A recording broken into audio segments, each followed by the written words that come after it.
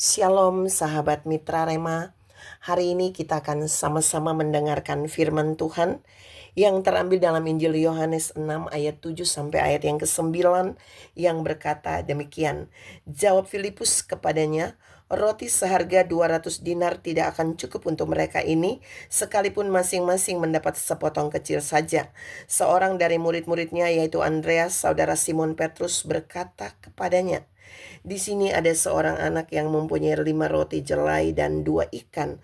Tetapi apakah artinya itu untuk orang sebanyak ini?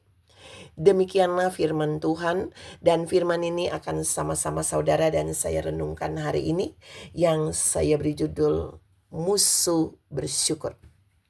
Saudara yang saya kasihi dalam Tuhan Yesus Kristus, firman yang tadi saya baca itu merupakan cerita, kalau secara utuh kita baca dalam Yohanes 6, bagaimana Yesus memberikan makan 5.000 orang lebih laki-laki, belum termasuk ibu-ibu dan perempuan, anak-anak perempuan,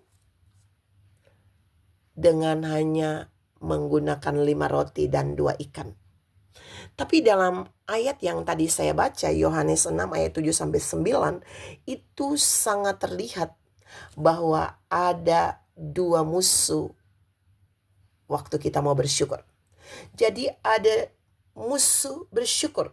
Jadi ketika musuh ini menghidapi seseorang, ketika musuh ini menyerang seseorang, maka orang itu tidak akan bisa bersyukur.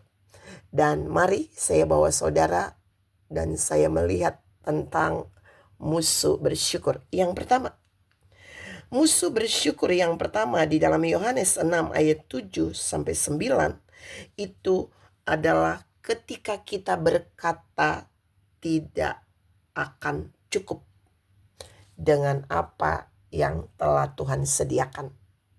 Jadi seringkali Tuhan sudah menyediakan sesuatu bagi saudara dan saya, walaupun secara logika itu tidak cukup. Tapi di titik ini Tuhan mau mengajar saudara dan saya untuk bersyukur. Untuk bersyukur dengan apa yang sudah Tuhan sediakan. Supaya Tuhan bisa melakukan mujizat di balik sesuatu yang tidak cukup itu. Andreas bilang, mana mungkin cukup. Sekalipun uang 200 dinar itu dipakai untuk membeli roti. Jadi musuh bersyukur itu yang pertama adalah kita selalu berkata mana mungkin cukup. Kita selalu berkata tidak akan cukup. Kita selalu berkata tidak cukup, tidak cukup, tidak cukup, tidak cukup. Tapi hari ini Tuhan mau mengajar saudara dan saya. Kita jangan memunculkan sesuatu yang merupakan musuh dari bersyukur. Tapi sebaliknya, kita harus bersyukur. Kita harus bersyukur. Kita selalu bersyukur. Dan terus bersyukur. Kita nggak boleh bilang tidak cukup. Kita nggak boleh katakan tidak cukup. Dan kita tidak boleh mengimani tidak cukup. Tapi terus berkata cukup, bahkan lebih dari cukup. Yang kedua, musuh bersyukur yang kedua adalah, saya baca ayatnya, seorang dari murid-muridnya yaitu Andreas, saudara Simon Petrus berkata kepadanya ini kepada Yesus, di sini ada seorang anak yang mempunyai 5 roti jelai dan 2 ikan. Tetapi apakah artinya itu untuk orang sebanyak ini? Jadi musuh bersyukur yang kedua adalah selalu berkata tidak ada artinya.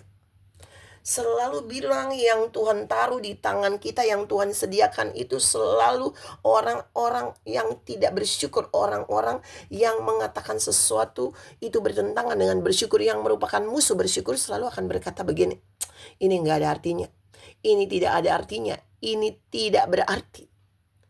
Seperti Andreas katakan, dia sudah tahu ada 5 roti dan 2 ikan yang tersedia lewat seorang anak di situ. Tapi dia berkata kepada Yesus, apa artinya ini? Dia sedang menyatakan sesuatu yang bermusuhan dengan bersyukur. Tapi sebaliknya kalau saudara baca baik-baik di ayat berikutnya, Yesus mengambil 5 roti dan 2 ikan itu, lalu dia mengangkatnya ke arah Bapa, lalu dia bersyukur dan berdoa.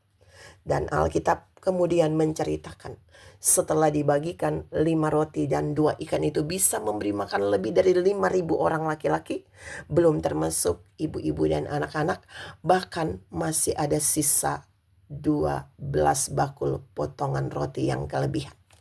Saudara yang saya kasihi dalam Tuhan Yesus Kristus, mari kita menyadari dalam hidup ini, waktu Tuhan menyediakan sesuatu pada kita, waktu Tuhan menyediakan sesuatu di tangan kita, waktu Tuhan menyediakan sesuatu dalam keluarga kita, dalam pekerjaan, dalam pelayanan, dalam keuangan kita, kita tidak boleh mengatakan sesuatu yang bermusuhan dengan bersyukur.